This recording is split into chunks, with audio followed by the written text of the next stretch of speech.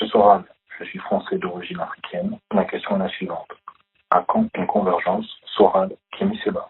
Merci. Votre question était étrange parce que convergence Soral-Kémy Séba, on a commencé par là, puisque au départ, moi j'ai soutenu Kémy Séba quand il défiait la Ligue de défense juive et qui montrait bien la violence et le racisme de cette organisation communautaire qui était bien plus problématique à l'époque dans son... C'est l'analyse qu'il produisait que le Front National. Et on s'était tous retrouvés sur cette ligne autour de Dieudonné. Donc il y a une époque où Kémy Séba et moi trônions à la gauche et à la droite de Dieudonné. Et il y a une époque aussi où il m'envoyait des messages très respectueux et très réguliers pour que je diffuse son travail sur égalité et réconciliation. Je serais cruel, je sortirais les mails qu'il m'envoyait à l'époque, ils étaient très très respectueux, très obséquieux. Hein. Et nous l'avons pendant très longtemps relayé, nous avons même vendu son livre Supranégritude pour vous dire les efforts que j'ai fait quand même pour la cause commune quand on voit la différence de niveau intellectuel entre ses écrits et les miens. Hein, relisez vers la féminisation et regardez l'appareillage conceptuel que ça met en avant et comparé avec Supranégritude, et vous verrez quand même que pour le combat politique, je me suis quand même abaissé, mis au niveau de gens qui n'avaient absolument pas mon niveau de culture politique, historique et philosophique. Hein. Donc j'ai toujours fait beaucoup d'efforts, moi, de mon côté. Et malheureusement, et là c'est le problème du blanc qui se fait toujours trahir au nom de l'antiracisme, qui est un racisme inversé, hein, systématiquement maintenant, c'est que quand il y a eu l'affaire Binti, qui je le rappelle a été montée par Mathias Kardet, qui travaillait pour les flics, avec le journaliste israélien El Fassi, Kémy Séba, au lieu de me soutenir ou simplement de regarder ailleurs, m'a attaqué. Et à l'époque, je lui ai dit, comment se fait-il que tu m'attaques, sachant les arrière-plans de cette attaque sous la ceinture. Je rappelle que la fameuse Binti, je ne l'ai jamais vue, et que c'est elle qui m'avait démarché, et qu'elle s'est fait manipuler, et qu'on l'a utilisée contre moi pour me salir. Hein. Et ben, il m'avait répondu à l'époque, Alain, ma clientèle, je crois que je ne sais même pas s'il avait dit public, mais ça c'est en fait, même s'il avait dit public, il pensait que tel ne comprendrait pas. Et là, je lui avais dit, donc tu es un démagogue, parce que moi, si je pensais qu'à ce que ma clientèle blanche peut comprendre, je serais un identitaire et ça me mettrait sur la ligne de Conversano.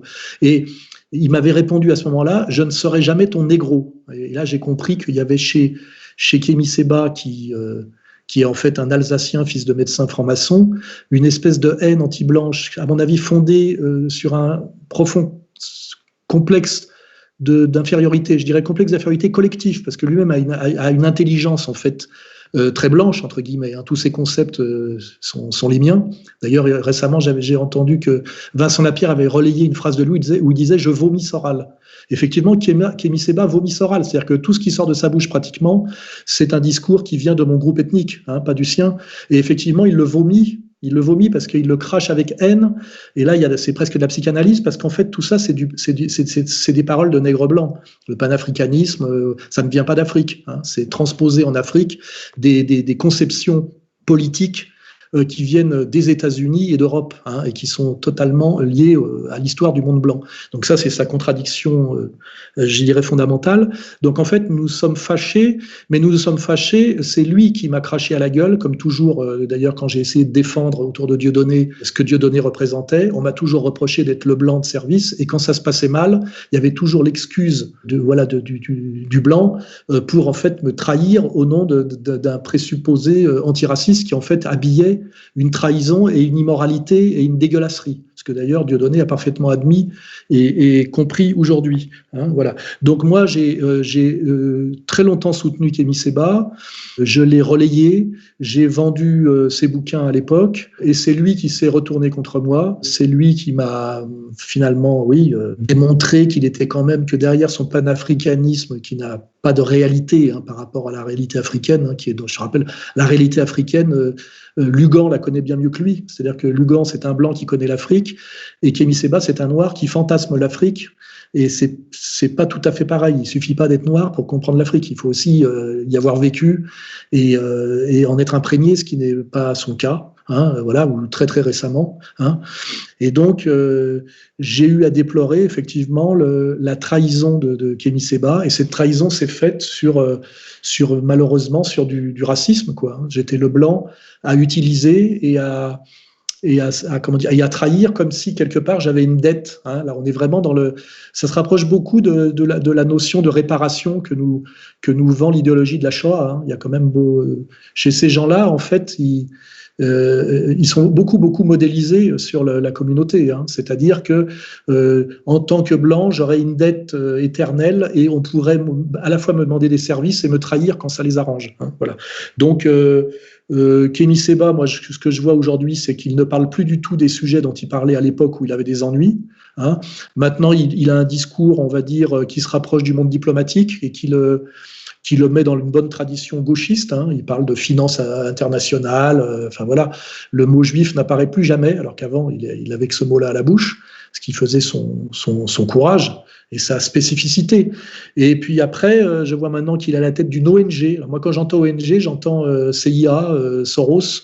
Donc j'aimerais bien savoir, moi, cette ONG qui essaie de faire une OPA, notamment pour gauchiser un peu plus les gilets jaunes, hein, enfin les amener sur l'impasse et la voie de garage de l'ethno-gauchisme. Ce que j'aimerais bien savoir, moi, c'est, parce que le mieux, c'est d'où vient ton pognon, c'est qui finance Kémy Séba aujourd'hui.